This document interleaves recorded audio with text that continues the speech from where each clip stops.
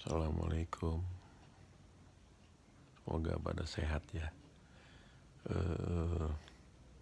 Melanjutkan proses transformasi di Indonesia. Kemarin udah transformasi sampai partai politik, sekarang transformasi di dunia usaha. Transformasi di dunia usaha ini juga nggak mudah, tapi wajib dilakukan. Misalnya ada juga pihak yang menyatakan atau bahkan presiden sendiri bilang ada uang 11 triliun rupiah di luar gitu kan, nanti masuk. Dan saya dengar juga ada artikel yang menyatakan bahwa menurut Bu Sri Mulyani uang yang tidak masuk ke Indonesia gitu kan di luar, entah itu uang apa, itu jadi jadi uang untuk pembangunan lah. Dan Indonesia kemarin beberapa tahun yang lalu tuh dengan tax amnesty mengusahakan itu masuk. Tapi kenyataannya sampai hari ini nggak tahu itu yang 11 triliun 11.000 maksudnya 11.000 triliun rupiah itu udah masuk atau belum gitu kan. Tapi bagaimana nasibnya.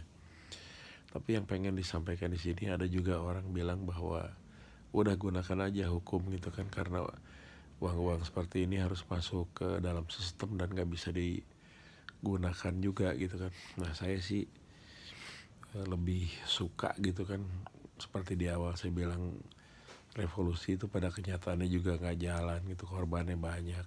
Reformasi juga seperti itu gitu kan.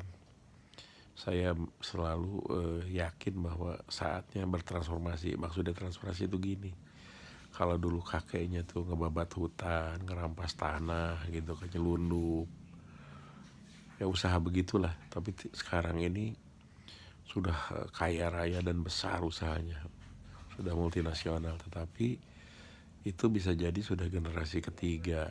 Jadi dulu kakeknya usahanya seperti itu, kemudian berkembang menjadi orang baik, lebih baik gitu kan, perbaiki diri, bapaknya jadi pedagang, kemudian cucunya sudah sekolah di Harvard, sekolah di tempat-tempat yang terhormat gitu kan, bayar pajaknya taat, memberdayakan masyarakatnya juga bagus.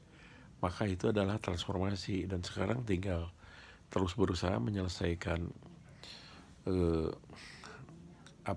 persoalan-persoalan yang belum diselesaikannya. Entah itu perampasan tanah, mereka bayarin gitu kan, selesaiin. Kemudian juga tidak melakukan lagi, karena kalau dilihat bisa jadi kelompoknya itu juga gitu kan, di perumahan, di hutan, kemudian di perkebunan, di tambang dan lain-lain itu kan.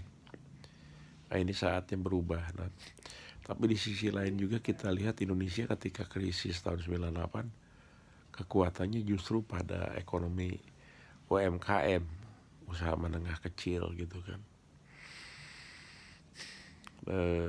dan koperasi. Nah jadi saatnya bisa sinergi, karena ada contoh yang bagus sebetulnya. Banyak perusahaan sekarang makin hari makin bagus, kemudian juga tertib, rapi gitu kan. Saya kira banyak lah ya, gak usah disebutin, tapi intinya arahnya ke arah situ gitu kan. Seperti misalnya Jarum juga tidak terdengar merampas tanah, tidak terdengar bikin gejolak-gejolak gitu kan. Kemudian juga kita lihat Astra juga dulu sekali aja gitu kan, ketika 98, setelah itu kecelakaan gitu kan, transformasi, sekarang bagus sekali gitu kan. Dan yang lain-lain lah. Di Jawa Timur ada Mas Pion gitu kan, di kemudian juga banyak lah usaha-usaha. Nah, tapi intinya adalah transformasi itu berubah, artinya usaha-usaha yang dilakukan pada generasi awal, babat alas, babat orang, itu nggak dilakuin lagi. Dan berubah justru malahan membela negara, membela masyarakat, bikin sekolah gitu kan. Jadi, dan itu sungguhan, artinya bukan cuman sebagai pemanis atau nutupin dosa dan terus berbuat kejahatan. Nggak gitu kita berubah. Nah, kita harus mendorong perubahan ini dan menjaga perubahan ini gitu. Nah, ini juga menjadi penting untuk perusahaan-perusahaan itu untuk tidak lagi misalnya melempar uangnya banyak-banyak untuk memelihara orang di berbagai macam lapisan dan kalangan. Tetapi konteksnya lebih kepada menyekolahkan, membuat maju, sehingga mendorong perusahaan itu juga semakin maju. Tidak lagi misalnya bribery, kemudian tidak lagi melakukan korupsi dan ngambil proyek pemerintah gitu, ngerusak alam. Nah itu jadi saya kira ini saatnya ya, apalagi ada corona gitu kan. Sekarang ini semua ambruk, semua susah. Ada yang bilang yang paling susah nih sekarang yang punya uang. Walaupun kalau masyarakat bilang kalau udah nggak ada uang nggak bisa beli makanan, gimana lagi gitu kan.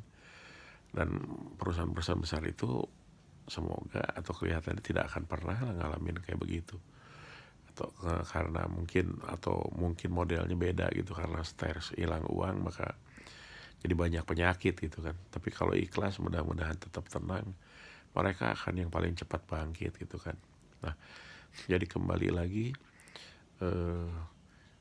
menjelang 2024 ini pengusaha-pengusaha itu semoga menjadi garda terdepan daripada transformasi ini, termasuk dalam politik juga gitu kan. Jadi nggak lagi main-main uang untuk melakukan hal-hal yang sesungguhnya udah banyak orang tahu lah ya sekarang gitu kan. Tapi sekarang justru secara bertahap mendorong ke arah perbaikan sehingga negeri ini makin baik. Dan tentu saja menyelesaikan berbagai kewajibannya ya, apakah pajak tadi, terus kemudian juga tidak melakukan transfer pricing lagi gitu kan, membantu usaha-usaha masyarakat itu kan, seperti perikanan laut, pertanian, semua dibikin maju. Itu kira-kira, dan menyelesaikan terutama yang perampasan tanah itu semua dibayar dengan adil, baik. Dan jangan takut, insya Allah berkah lah. Dan kalau masih berlibat dengan persoalan ngambil-ngambil ya itu ujungnya akan ambruk juga, akan buruk. Dan mudah-mudahan gak diterusin, sayang kan, usaha udah besar, udah maju gitu, kalau harus balik lagi ke kuadran 1 apa minus gitu kan, sayang. Nah itu yang diharapkan, semoga dunia usaha ini justru makin maju, makin besar, dan gak saling pukul, saling hantem gitu kan, tapi saling memajukan.